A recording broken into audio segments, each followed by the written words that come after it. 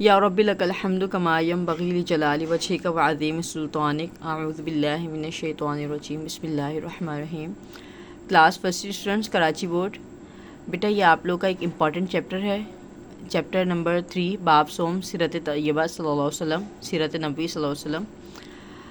اچھا، اس میں جو ہم نے سیرت طیبہ یعنی نبی علیہ الصلوۃ والسلام کی لائف مبارک سے، آپ کی حیات طیبہ سے ہم نے آپ کے کچھ پہلو پڑھنے ہیں، کچھ کیریکٹرز پڑھنے ہیں، اور آپ کی سیرت طیبہ کی جو ہم اسٹڈی کریں گے بحیثیت معلم یعنی as a teacher, how was the prophet صلی اللہ علیہ وسلم۔ اگر ایک معلم کی حیثیت سے دیکھیں تو آپ کیسے ٹیچر تھے، معلم اور مربی کہتے ہیں جو تربیت کرتے ہیں، تربیت کرنے والے، ٹھیک ہے۔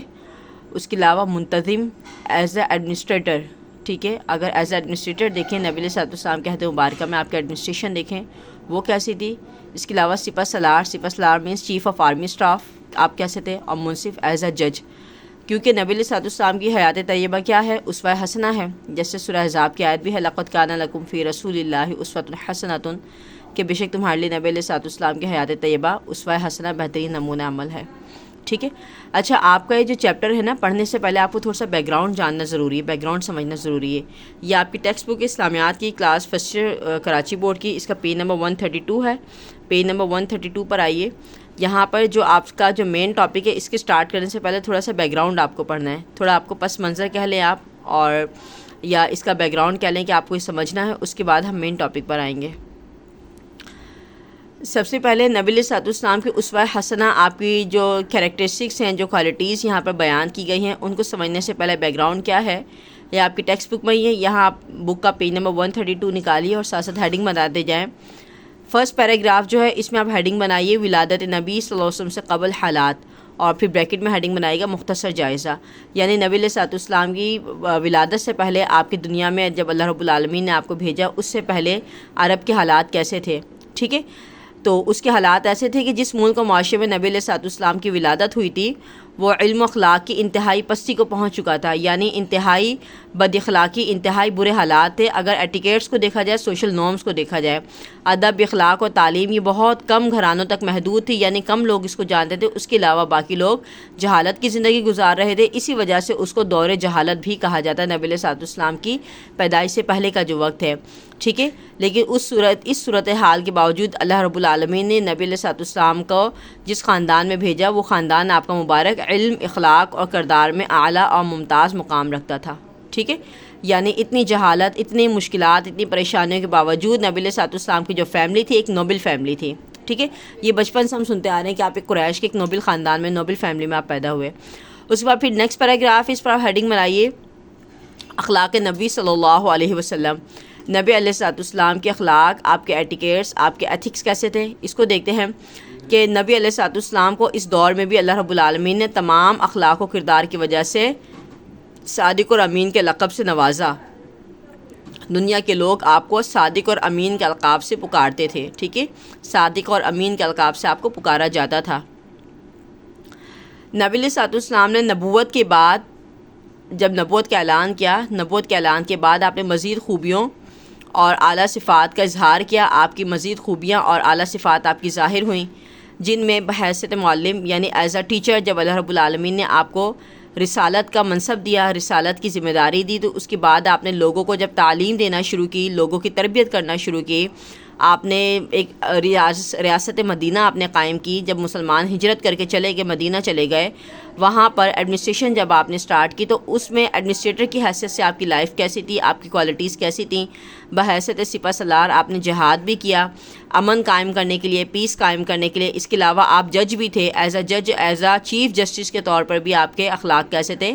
یہ ساری چیزیں ہم یہاں پہ اسٹڈی کریں گے۔ یہاں تک تو ہو گیا ہمارا بیک گراؤنڈ۔ اب آ جائیے مین ٹاپک پر، مین ٹاپک پر آ جائیں۔ حضور اکرم صلی اللہ علیہ وسلم بحیثیت معلم اور مربی۔ دیکھیں، آپ کا اگر ایگزام میں کوشچن آتا ہے نا لانگ، یہ اچھا ایک چیز یاد رکھیے گا، یہ آپ کا امپورٹنٹ چیپٹر ہے، یہ آپ نے بھولنا نہیں ہے۔ یہ آپ نے پری بورڈ کے حوالے سے بھی آپ کا امپورٹنٹ چیپٹر ہے، اور فائنل بورڈ ایگزام کے حوالے سے بھی آپ کا ٹاپک آئے گا، جو لانگ کوشچن بن کر آئے گا آپ کا، وہ یہ آئے گا کہ نبی کریم صلی اللہ علیہ وسلم کی ذات گرامی یا سیرت طیبہ بحیثیت معلم اور مربی بحیثیت منتظم، یوں آئے گا آپ کا سوال، بحیثیت منتظم اور بحیثیت سپہ سالار تحریر کریں، ٹھیک ہے. یہ آپ کا جس ایک نہیں آئے گا، 2 سے 3 آپ کی کوالٹیز مرج کر کے آپ سے پوچھی جائیں گی. تو سب سے پہلے اگر آپ سے پوچھا جائے کہ بحیثیت معلم و مربی آپ کیسے تھے، یہ میں آپ کی ٹیکسٹ بک سے پڑھا رہی ہوں. آپ نے ادروائز کوئی اور نوٹس آپ کو پرچیز کرنے کی یا کسی اور نوٹس سے اسٹڈی کرنے کی آپ کو ضرورت نہیں ہے. سمپل اپنی ٹیکسٹ بک اٹھائیں، سمپل ٹیکسٹ بک پر آپ ہیڈنگ بنائیں اور یہی آپ کے بیسٹ کنٹینٹ ہے. اس سے زیادہ اچھا کنٹینٹ آپ کو کوئی رائٹر نہیں دے سکتا، ٹھیک ہے. تو یہاں سے آپ یاد کرنا شروع کریں.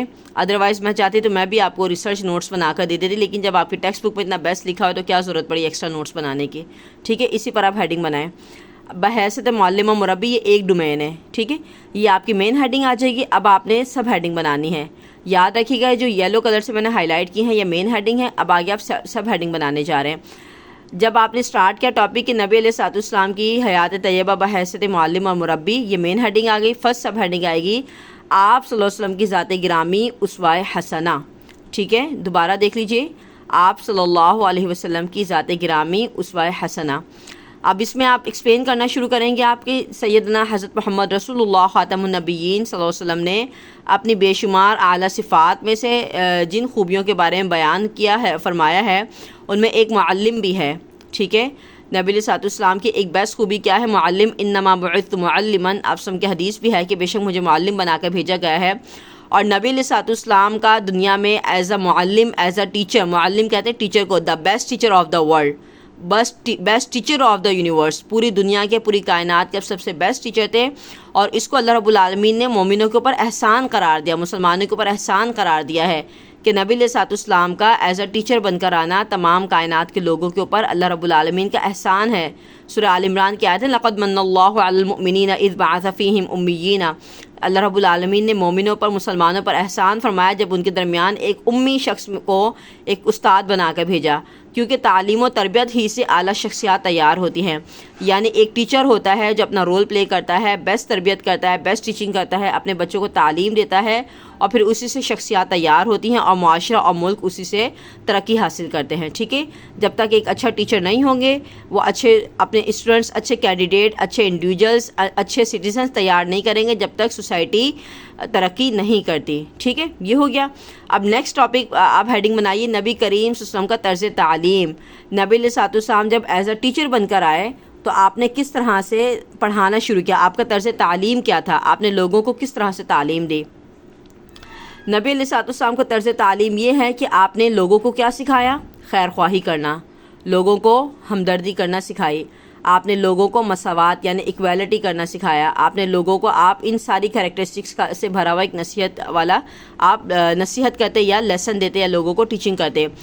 اچھا، نبی علیہ الصلوۃ والسلام ایسے ٹیچر تھے کہ جب آپ تعلیم کرتے، آپ تربیت کرتے، جب لوگوں کو سمجھاتے، لوگوں کو پڑھاتے، لوگ آپ کی مجلس میں آ کر بیٹھتے، آپ سے علم سیکھتے، کبھی بھی آپ نے سختی نہیں کی تھی، کبھی آپ بے رحمی سے پیش نہیں آتے تھے، بلکہ ہمیشہ بڑے پولائٹلی، بڑے پیار سے، بڑے محبت سے اپنے سامنے سننے والے اپنے سامعین کو آپ پڑھاتے. اور جیسے حضرت عائشہ کی روایت بھی نا کہ نبی علیہ الصلوۃ والسلام کا انداز گفتگو ایسا ہوتا تھا کہ آپ کے الفاظ کو ہم کاؤنٹ کر سکتے تھے، ٹھیک ہے. نہ بہت زیادہ آپ جلدی میں بولتے، نہ بہت زیادہ سست بولتے، بلکہ آپ درمیانے لہجے میں بات کرتے، انتہائی نرمی سے بات کرتے.